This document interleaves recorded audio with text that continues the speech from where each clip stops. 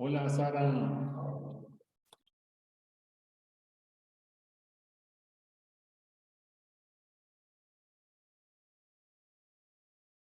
Buenas noches. Hola, buenas noches, Sara. Buenas Buenas noches, Mercedes. noches. Hola, Buenas profe. Hola, Sara. noches. ¿Cómo están?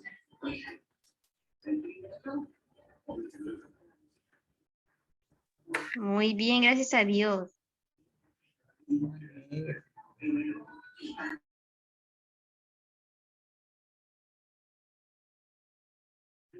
Profe, una pregunta cuando nosotros, perdona que te interrumpa, cuando nosotros escogemos el proverbio, ¿es todo el capítulo del proverbio respectivo o unos versículos de tal a tal, por ejemplo? Depende. Sí, depende de qué tan largo sea, o también de la estructura. Por ejemplo, el de 31, el ejemplo que coloqué aquí en la diapositiva es el del versículo 10 al 31, porque esa es la estructura que tiene, ¿sí? Entonces, pues si ustedes, digamos, el que quieren estudiar, la estructura es completa, porque es un acróstico o porque tiene lo del quiasmo, lo pueden tomar completo, pero si, digamos, la estructura es la mitad del salmo, perdón, del proverbio, pues lo pueden tomar también esa parte solamente. Ok, profe, listo, listo. Dependiendo cómo uno, o sea, y también dependiendo de cómo uno vaya viendo el enfoque que quiere darle, ¿no? Sí, y pues como la estructura también lo ayuda a uno, Ah, bueno, listo, profe, gracias. mirando de dónde a dónde podría ser el proverbio. Entonces, compañeros, hola, John, Jamie, María, ¿cómo sigue María? ¿Ya está mejor? Hola, profe, buenas noches, compañeros. Gracias por preguntar. Ya estamos muy bien, gracias a Dios, ya todo mucho mejor. Bueno. Recargada, profe. Sí. Qué bien. Entonces, Hola, profe, hola. compañeros. Para ir comenzando, pues quería era que ustedes puedan tener en cuenta pues lo que les mencionaba esta mañana por WhatsApp, que ustedes puedan ir teniendo presente qué proverbio les gustaría estudiar, pues para que se puedan ir organizando, puedan ir aprovechando el tiempo y hacer sus ejercicios, su trabajo, cosa que si Dios nos da vida podamos aprovechar después de la semana de receso y compartir lo que, cómo socializar su trabajo con los demás compañeros y sea, digamos, pues algo más como concreto también por lo del tiempo. Entonces ustedes ya, como les decía la vez pasada, podamos practicar como si fuera la sustentación de la tesis. Entonces tiene 15 minutos y cuente su trabajo.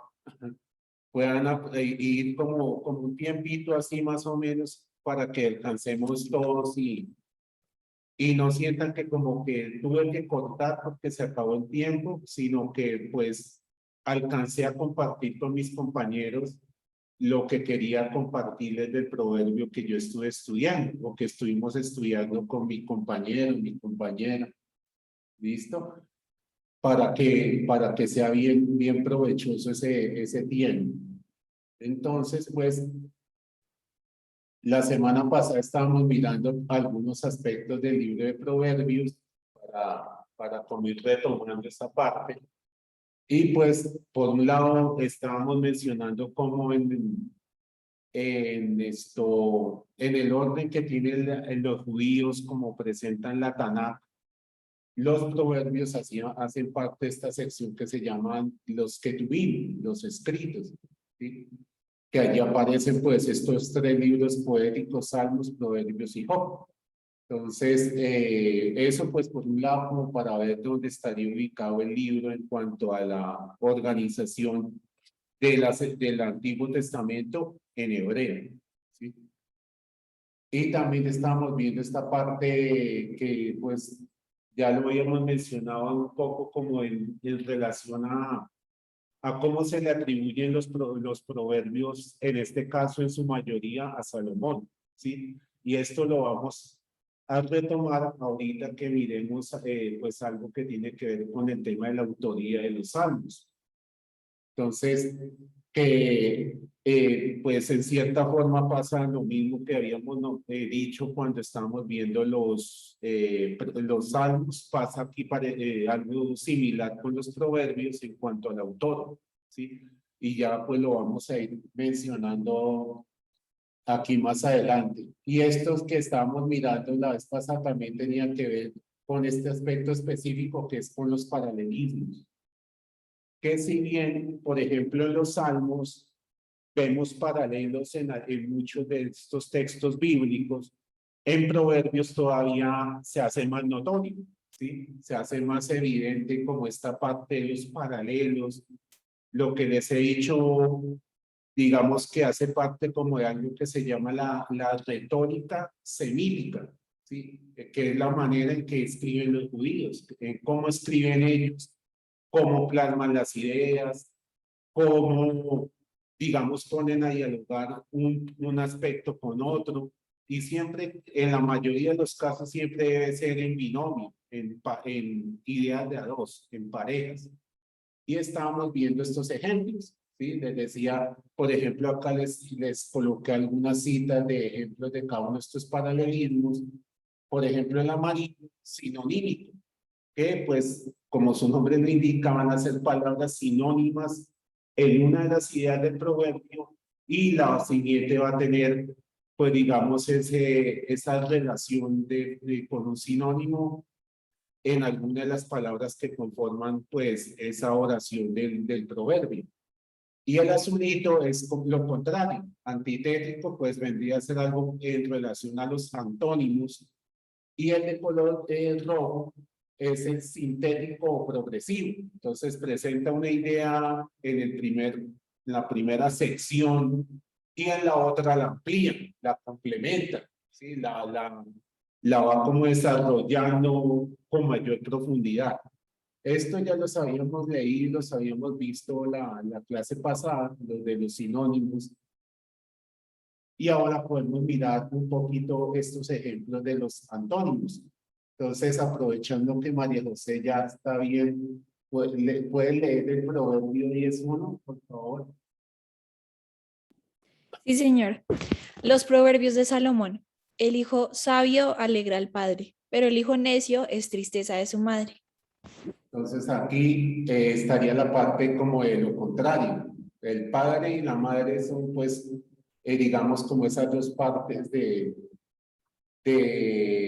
pues con lo que se está relacionando el hijo, pero sobre todo estaría como en la parte de la sabiduría y la necedad, y la parte de la alegría que trae el ser sabio, y la tristeza que trae pues el ser necio, el ser lo contrario, lo que se espera del sabio. El proverbio 10:2, Jamie. Los tesoros de maldad no serán de provecho, mas la justicia libra de muerte. Entonces aquí, ¿cuál sería esa parte antónimo? La justicia con la maldad, ¿sí? Y pues que de pronto también la idea de la parte que no es de provecho, mientras que el otro sí es de provecho porque lo libra de la muerte. El proverbio 10:3, como John Alexander. Buenas noches a todos. Dice, Jehová no dejará padecer hambre al justo, mas la iniquidad lanzará a los impíos. Entonces aquí es más como la parte del justo y el impío. John Paul, Proverbios 10:4.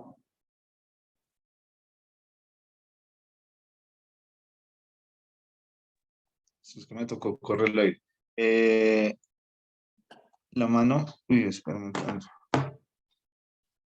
La mano negligente empobrece, mas la mano de los diligentes enriquece. Aquí sí es como más evidente, ¿cierto? La negligencia con la diligencia y el empobrecer con el enriquecer. El proverbio 10:5, Mercedes.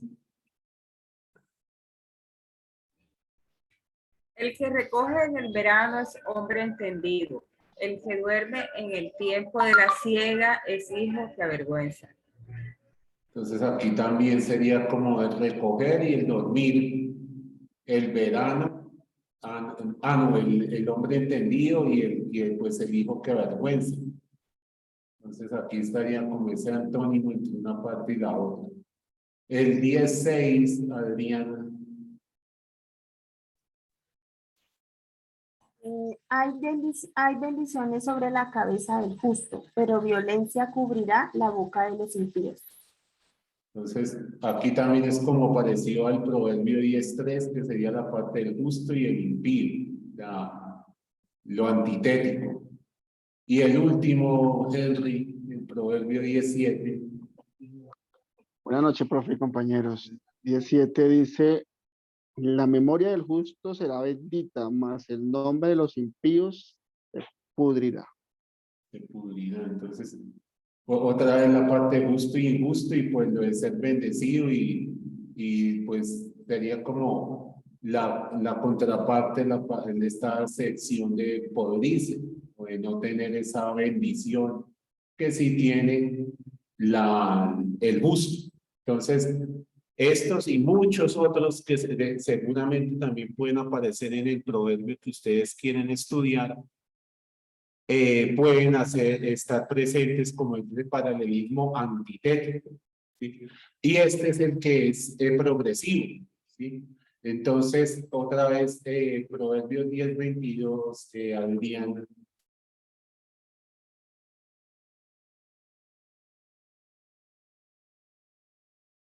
Está apagado el micrófono.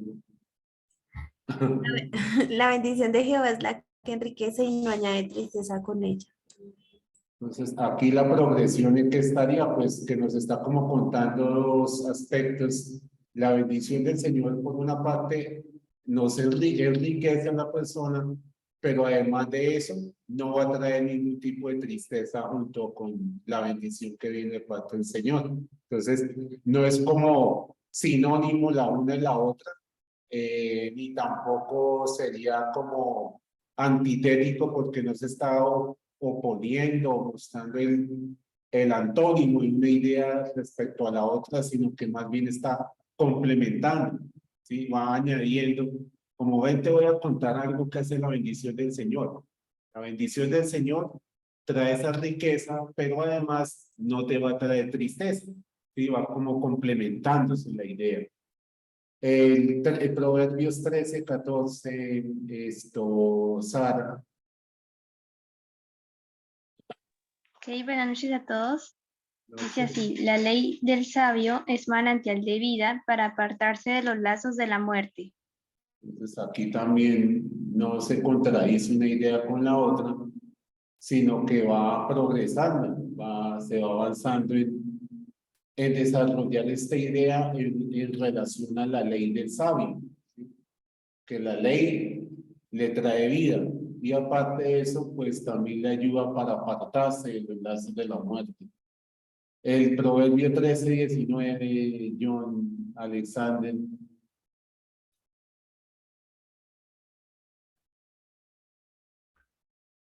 El deseo cumplido regocija el alma, pero apartarse del mal es abominación a los necios. Aquí sí, en este caso sí que pues hay como la parte otra vez del regocijo que trae el hacer las cosas bien, pero como el apartarse del mal, pues es algo que no está bien visto por las personas que como que se agradan en hacerlo mal. ¿Sí? Es algo que no es tomado a bien. El de Proverbios 13:23, Jamie.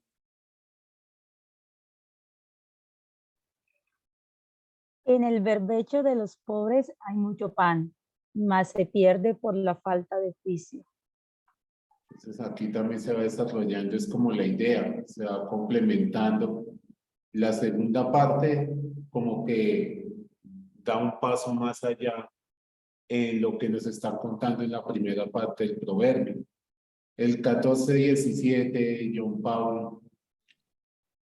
Vete delante del hombre necio, porque en él no hallarás labios de ciencia. Aquí sí es todavía más evidente lo del complemento, la progresión. Vete delante del necio, ¿por qué? ¿Por qué te debes ir delante de él? Porque no vas a hallar ninguna palabra de ciencia o de sabiduría pues en los labios de esa persona. Y el último, María José. El temor de Jehová es manantial de vida para apartarse de los lazos de la muerte. Entonces aquí también es como un complemento. El temor del Señor trae vida, pero también pues nos aparta de los lazos de la muerte, que se va como complementando con el 13:14, con el tema de los lazos de la muerte, apartarse de los lazos de la muerte. Y aquí ya que se ve como esta relación, que es algo que vamos a mencionar más adelante, va a ser como la insistencia que hay a lo largo de los libros de Proverbios en cuanto a, digamos, a que como un requisito, un aspecto muy importante que debe tener la persona que quiere ser sabia es precisamente el temor al Señor. Entonces ya lo vamos a ir mirando en las otras diapositivas, pero pues aquí aparece como esa relación en esa parte similar que tienen ambos proverbios de cómo esa parte de ese temor a Dios, de ese temor al Señor es, digamos, fundamental en cuanto al tema de la sabiduría, pues como nos lo están presentando en el libro de los Proverbios. ¿Listo? Entonces, esta parte que tenemos aquí es como en relación a los temas o a sí, las temáticas que se van presentando en el libro de los Proverbios. ¿Sí? Entonces nosotros en una primera parte que viene a ser, digamos, el Proverbio 1 hasta el Proverbio 9, nosotros podemos encontrar una forma discursiva, que son, por ejemplo, estos proverbios como al estilo de lo que leíamos ahorita en los ejemplos, que es, escuche, hijo mío, y empieza a enseñarle al hijo. Escuche, hijo mío, la sabiduría, y empieza como a presentar un discurso, pues, el papá a su hijo.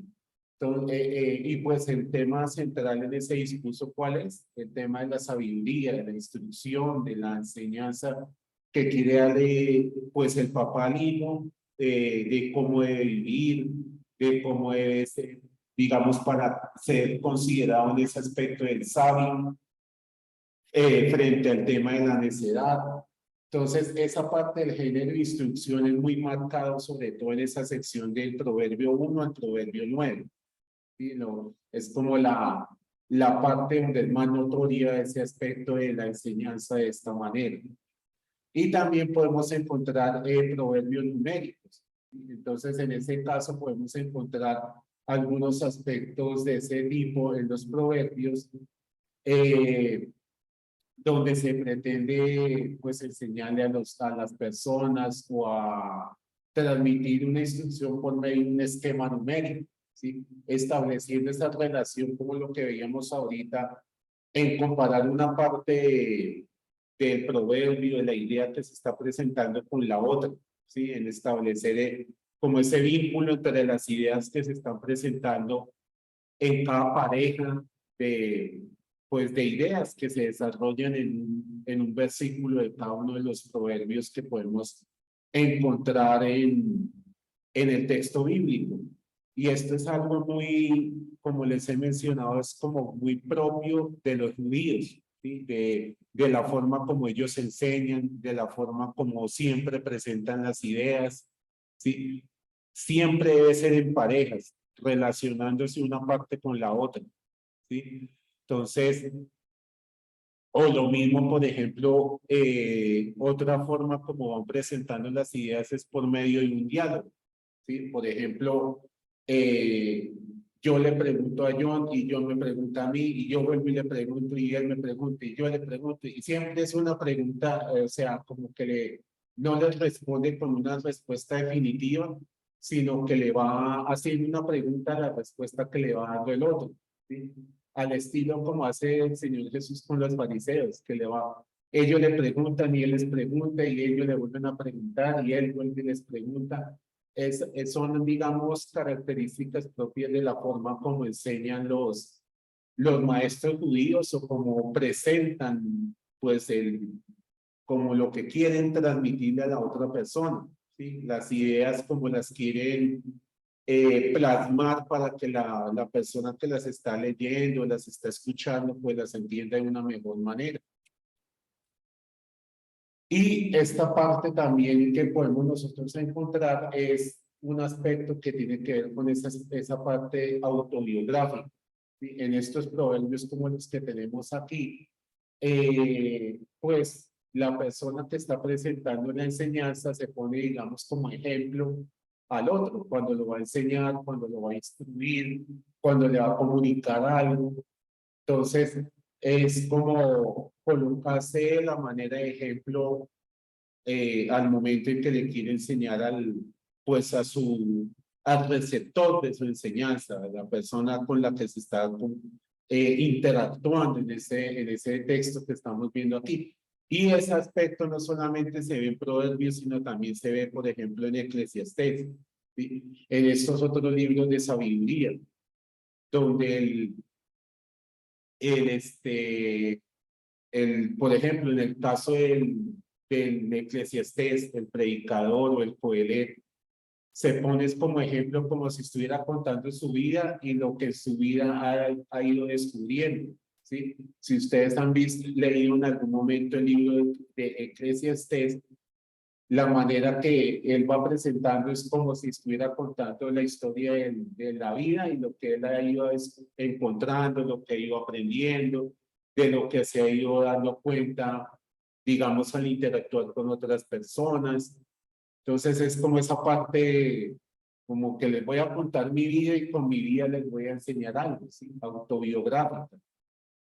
Y este otro puntico es la parte que sí pues hemos visto y les he como presentado algunos ejemplos desde el hebreo, porque esto sí absolutamente solamente se ve del hebreo, en la parte del acróstico.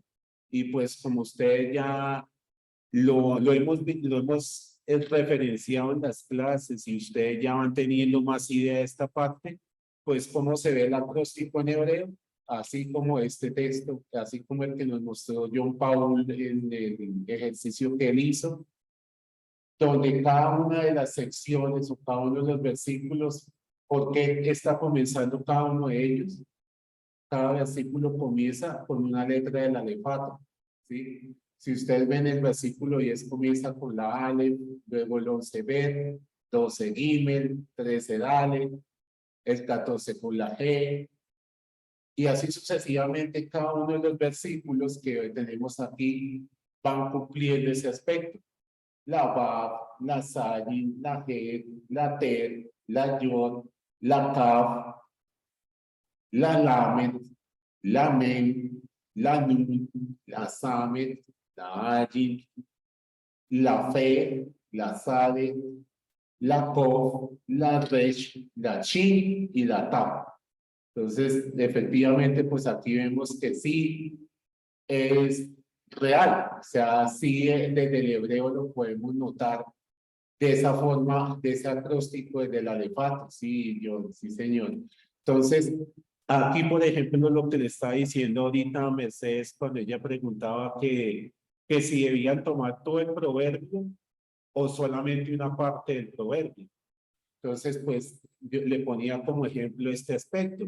En este caso podemos tomar del versículo 10 al 31 y cómo justificaríamos tomar esa sección, porque es un acróstico donde cada versículo comienza con una letra del alefato.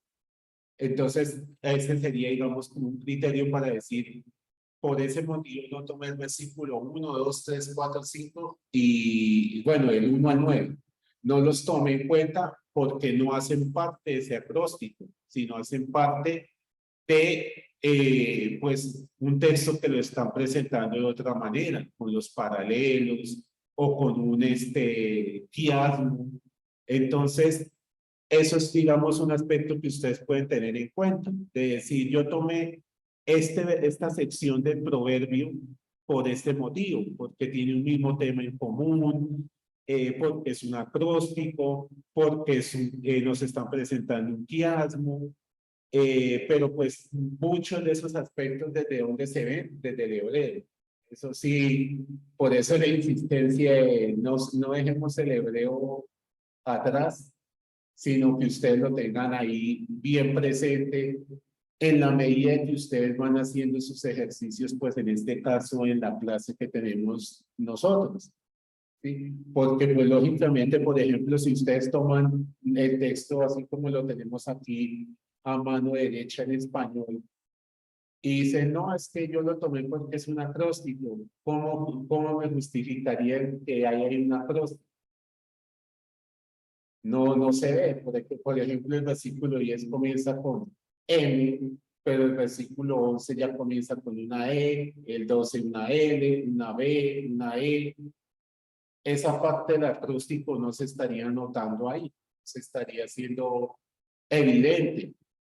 Entonces, por ese motivo es bueno que ustedes leen una miradita al hebreo y no lo dejen, no lo abandonen, no se olviden del hebreo. Entonces, para que sea más práctico, más fácil justificar esa parte y pues también lo vayan teniendo presente en la medida que ustedes van avanzando, pues no solo en esta clase, sino en las demás clases que van viendo con los otros profes. Sí, Sara, señora. Buenas noches, profe, buenas noches, compañeros. Profe, es que me surgió una pregunta, o sea, cuando estamos con mi papá escogiendo el proverbio, pues nos dimos cuenta que como que están por temas algunos. Por ejemplo, en la Biblia, pues esta es Reina Valera y escogimos con la Reina Valera, pero pues la Biblia tiene algunos títulos y, por ejemplo, el capítulo 10 dice contraste entre el justo y el malvado, pero, o sea, seguimos buscando y los demás no tenían como un título y pues asumimos que es porque es el mismo tema. Entonces, hasta el número 15, o sea, son como 6 proverbios ahí con el mismo tema. Y mi pregunta es, o sea, si le pusieron ese orden por tema o si de pronto fue porque queda muy largo y lo cortaron en capítulos o por qué está así, profe. Quiero preguntar eso. A veces los títulos los colocan, como dices, por los temas, porque tienen un mismo tema en común los versículos, o por ejemplo, porque pues eso sí ya es como en los textos narrativos, porque tienen unos mismos personajes en común, o un mismo escenario en común. Entonces, como que van teniendo en cuenta esos aspectos para decir, de aquí, del versículo 1 al 10, nos están hablando, por ejemplo, de los justos. En el versículo 11 ya empieza a hablar de los impíos. Entonces, como cambia de tema y empieza a hablar de otros aspectos, por eso como que van colocando los títulos en ese sentido. Pero a veces es bueno mirar no solo tanto en hebreo también, sino pues como hacer esta lectura completa del capítulo para ver si ese título así como que aplicaría ahí. Porque un ejemplo como que sirve a veces para ilustrar esa parte es los textos pero eso sí ya es en los evangelios cuando nos presentan la dracma perdida, la oveja perdida y el hijo pródigo. Todos los 3 textos se deben entender uno en relación del otro, pero nosotros están separados por tema.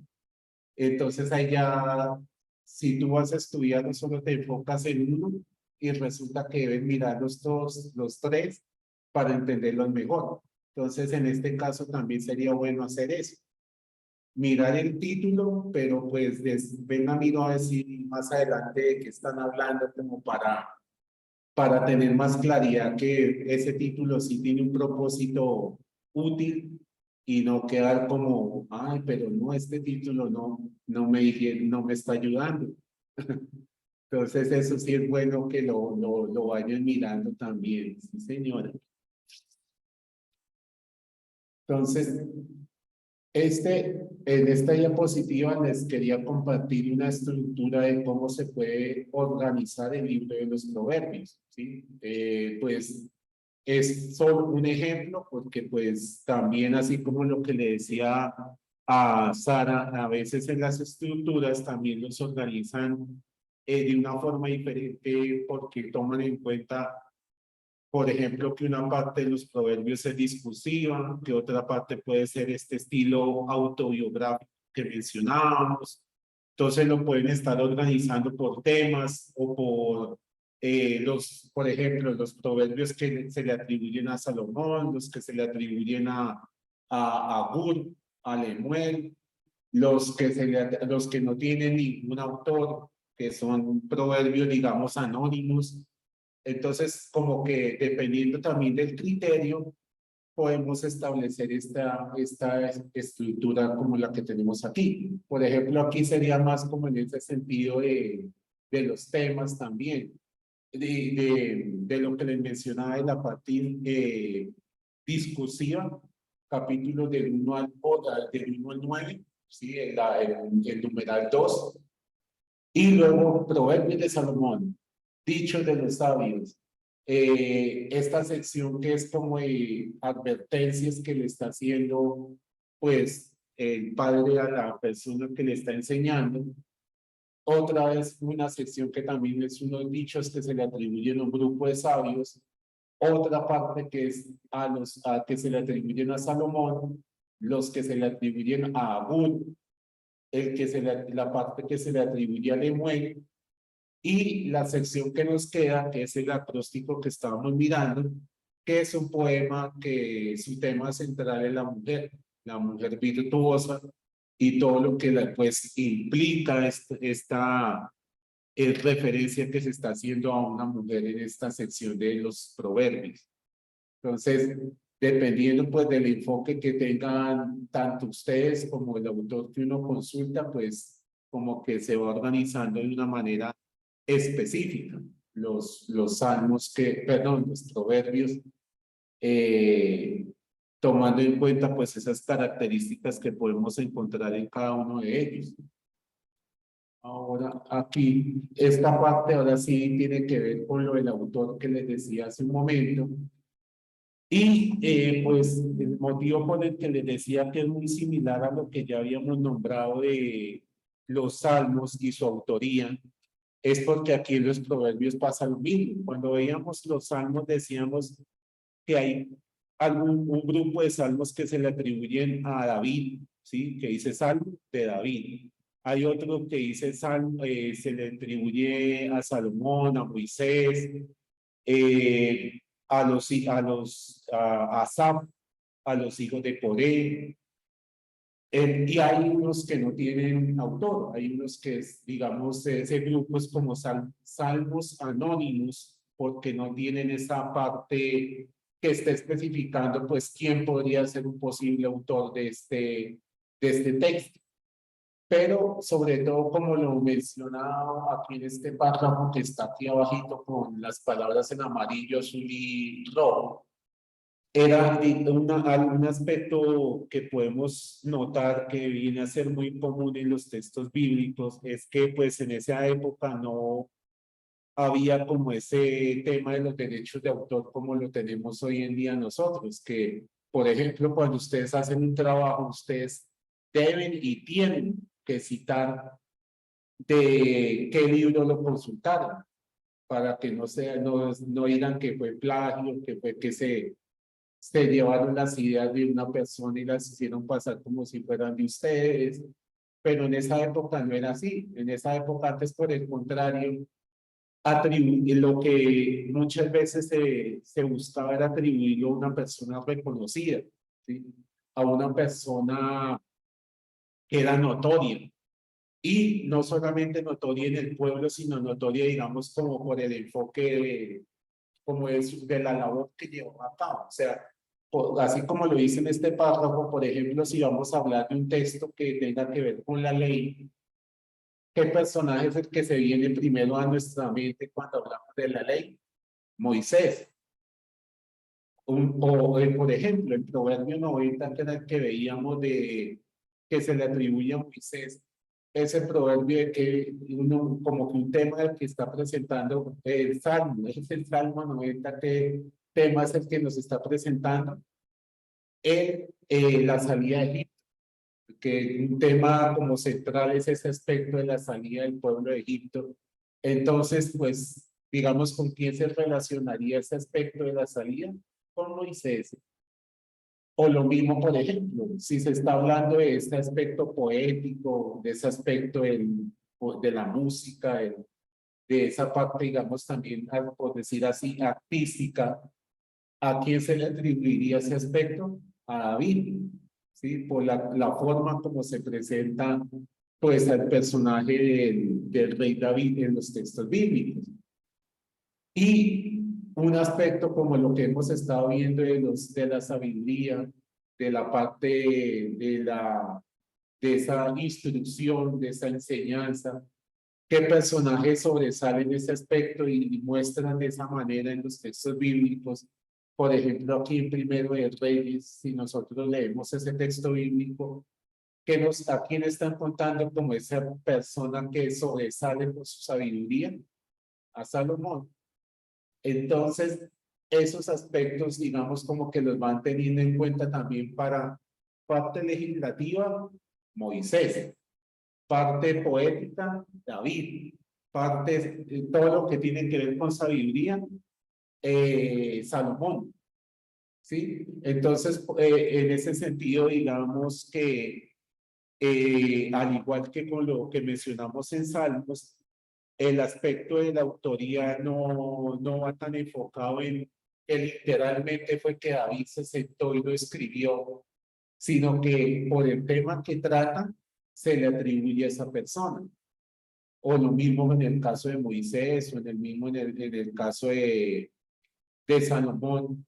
Pero pues eso no quiere decir que por el hecho de que no sea de Salomón, entonces, ahora ya no voy a volver a predicar de Proverbios porque si no fue Salomón el que me escribió, entonces ya no, sino que pues la riqueza de estos textos y al tomarlos como la palabra del Señor va más allá. No solo en cuanto al tema del autor, sino en toda la riqueza que nos enseñan, que nos transmite, la instrucción, las orientaciones que nos pueden presentar en cuanto a este tema del libro de los proverbios. Entonces digamos que como que, pues, y personalmente yo también pienso que en esos aspectos es donde está como lo central, ¿sí? La riqueza de nosotros poder conocer cada uno de estos textos que hacen parte de la palabra del Señor, ¿sí? Que hacen parte de la Biblia. No solamente que tienen valor porque son de Moisés, o son de David, o son de Salomón, o son de otros personajes sobresalientes en el texto bíblico, sino por toda la riqueza que tienen, pues, en cuanto a las enseñanzas, la exhortación, la orientación que nos brindan para la vida. Entonces, eso es importante también tenerlo presente. Y en cuanto a este otro puntico que ustedes ven aquí en color amarillo, que es la fecha de composición, pues también digamos que no hay como una precisión de establecer una fecha, porque el libro de los proverbios, pues si tomamos por ejemplo aquí en cuenta esta estructura, es más como una colección, ¿sí?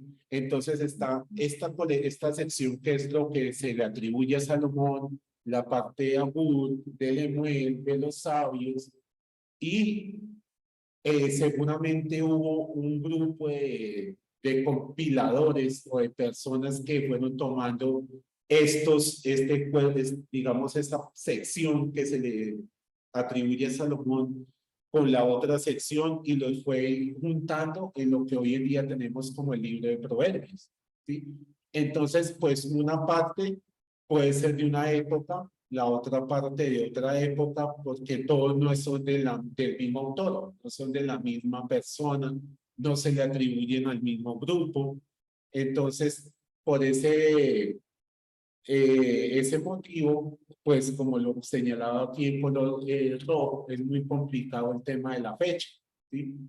Porque debemos tener en cuenta preguntas como las que ustedes ven ahí, compañeros. ¿Qué edad tienen los materiales donde aparecen cada una de estas secciones de proverbios? ¿Cuál fue el periodo en que hubo mayor actividad, digamos, de esta parte de la sabiduría, de estos escritos en la historia del pueblo? Cuando pues tomaron cada una de esas secciones y las compilaron, las unieron en lo que hoy en día nosotros tenemos como el libro de los proverbios. Entonces esa parte también es pues de tenerlo en cuenta, pues para no como que limitarnos en que tiene que ser de tal fecha específicamente, porque pues surgen aspectos como si todo se le atribuye a Salomón y se ubica en una fecha, entonces lo que se le atribuye a otra persona, en qué fecha fue escrito, de qué época era, en qué momento en específico se presentó, digamos, ese grupo de personas que